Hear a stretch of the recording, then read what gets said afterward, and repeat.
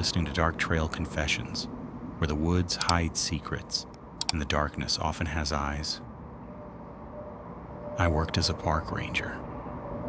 Something was hunting the campers. The first camper went missing on my third week as a park ranger. The report said animal attack.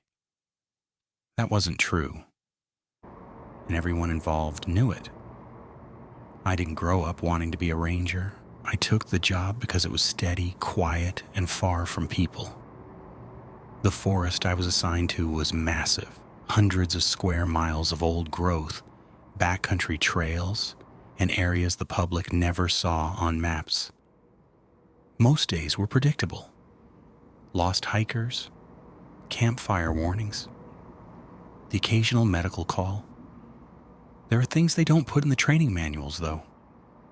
Like how certain trails don't get mentioned unless you ask, or how radios lose signal in places they shouldn't, or how senior rangers will quietly redirect campers without giving a reason.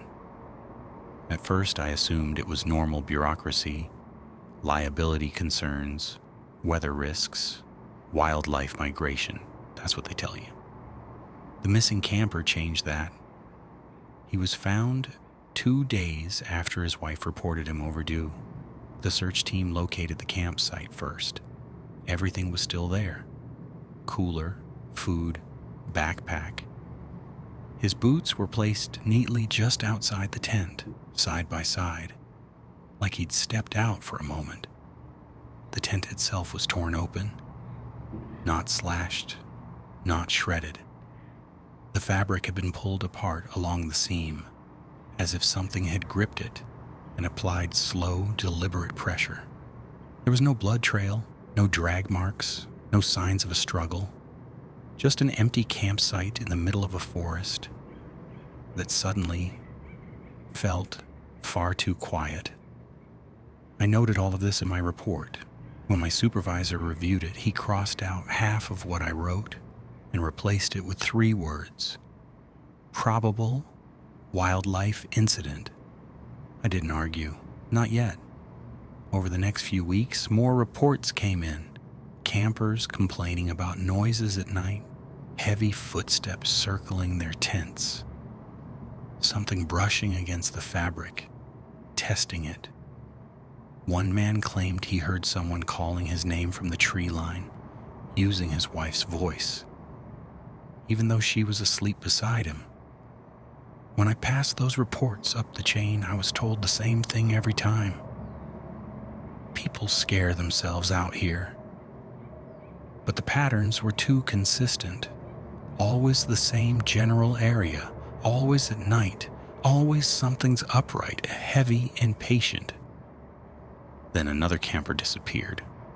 After that, certain trails were quietly marked temporarily closed in the system. No public notice, no signage, just internal warnings. Senior staff stopped assigning night patrols in that section unless absolutely necessary. I found that strange. Rangers are trained to patrol after dark. That's part of the job. One night I asked one of the older rangers why we weren't covering the area anymore. He stared at the map for a long time before answering.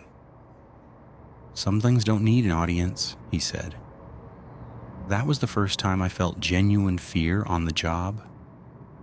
The night I encountered it wasn't supposed to happen.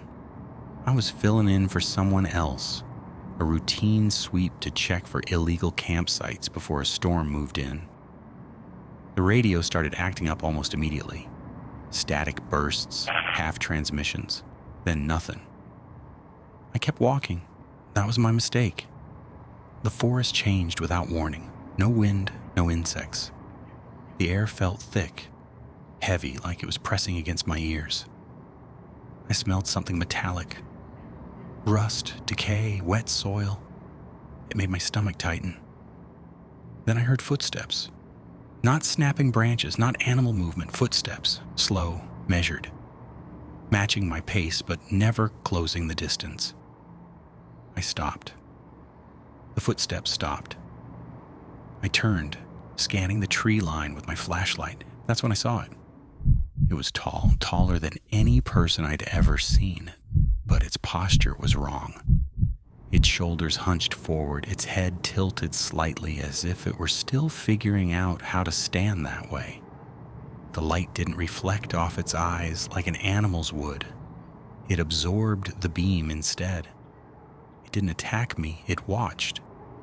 The stillness was unbearable. Then, without sound, it stepped backward into the trees and was gone. No crash, no rustling.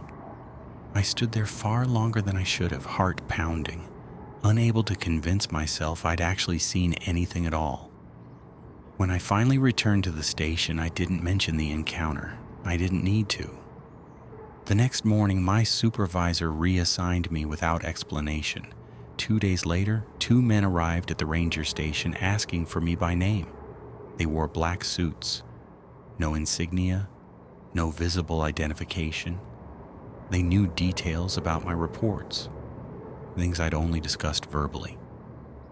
They asked about the night patrol, about the radio failure, about what I saw. One of them slid a document across the table. A non-disclosure agreement. No agency name.